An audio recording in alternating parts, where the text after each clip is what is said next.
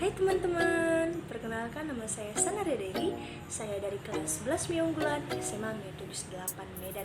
Kali ini saya ingin membahas topik tentang sistem demokrasi pada masa reformasi, yang dimana pada tahun 1998 sampai tahun ini atau sampai sekarang ini. Pasti penasaran kan bagaimana?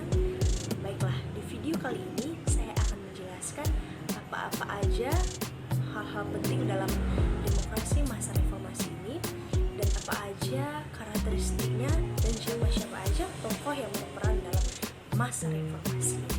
Cek video selanjutnya. Bye-bye.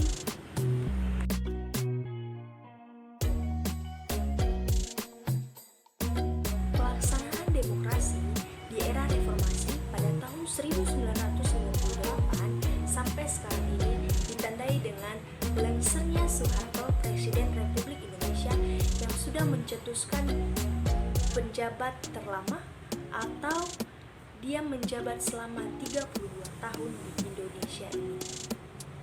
Setelah masa jabatan Soeharto telah selesai, kepemimpinan nasional beralih ke tangan B.J. Habibie. Sebelumnya, B.J. Habibie ini dikenal sebagai wakil presiden dari Soeharto.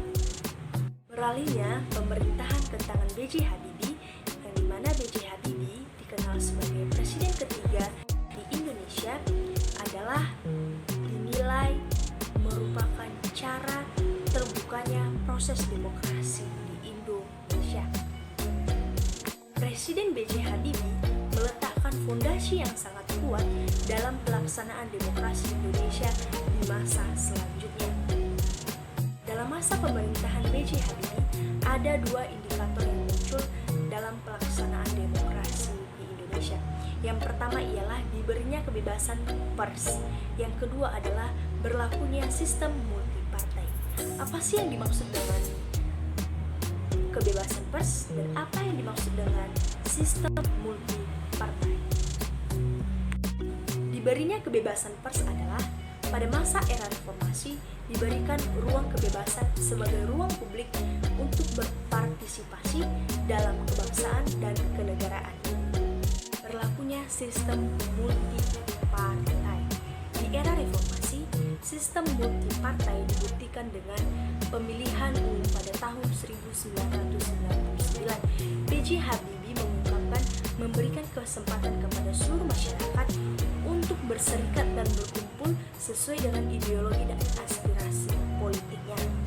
Sekarang kita masuk ke dalam karakteristik demokrasi pada masa reformasi.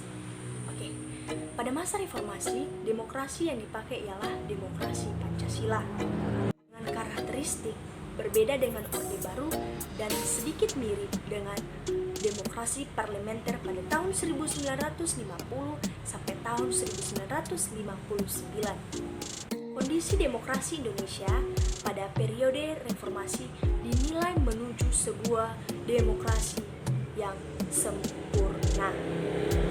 Negara bertugas mengawal demokrasi agar teraplikasikan dalam setiap aspek kehidupan masyarakat.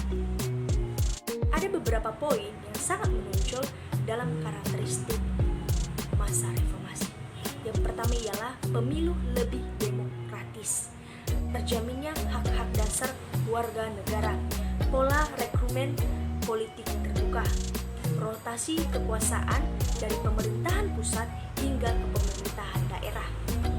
Ini adalah 4 hal yang sangat menonjol pada masa reformasi. Sesudah kita mengetahui garis-garis secara umum dan karakteristik dari era reformasi, kali ini kita akan membahas tentang beberapa peraturan perundang-undangan dalam masa era reformasi. Yang pertama, Ketetapan MPR RI nomor 10/MPR/1998 tentang pokok-pokok reformasi. Kedua, Ketetapan MPR RI nomor 7/MPR/1998 tentang pencabutan TAP MPR tentang referendum. 3. Ketetapan MPR RI nomor 11/MPR/1998 tentang penyelenggaraan negara yang bebas dari KKN. Keempat, Ketetapan MPR RI nomor 13 garing MPR garing 1998 tentang pembatasan masa jabatan Presiden dan Wakil Presiden RI. Kelima, Amandemen Undang-Undang 1945. Setelah dikeluarkannya peraturan-peraturan tersebut, maka muncul praktik demokrasi dalam gaya kehidupan masyarakat. Praktik demokrasi dapat dilihat sebagai gaya hidup serta tatanan masyarakat. Dalam pengertian ini, suatu masyarakat demokratis mempunyai nilai-nilai sebagai berikut. Yang pertama, mampu menyelesaikan perselisihan dengan damai dan secara melembaga. Yang kedua, menjamin terselenggaranya perubahan dalam masyarakat secara damai dan tanpa gejolak. Yang ketiga, menyelenggarakan pergantian kepemimpinan secara teratur. Yang keempat, menekan penggunaan kekerasan seminimal mungkin. Yang kelima, mengakui dan menganggap wajar adanya keanekaragaman. Yang keenam, menjamin tegaknya keadilan. Ini merupakan suatu praktik cara kehidupan atau gaya kehidupan manusia pada era reformasi. Demikianlah materi sistem demokrasi pada masa era reformasi yang dapat saya jelaskan. Semoga penjelasan saya ini dapat membantu dan menambah ilmu pemahaman kamu tentang demokrasi pada masa era reformasi.